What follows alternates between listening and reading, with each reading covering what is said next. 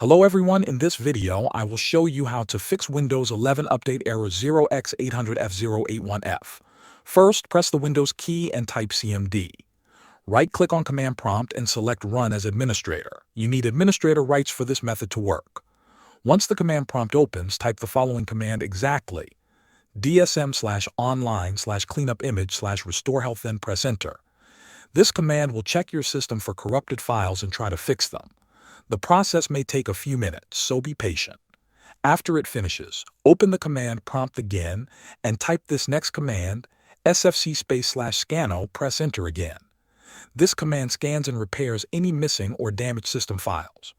Wait until it reaches 100%. When both commands are complete, close the command prompt. Restart your computer to make sure all changes take effect. Now go back to Settings, select Windows Update, and click Check for updates. The error should be gone, and your update should start normally. If the update still does not work, make sure your internet connection is stable and try running the commands again.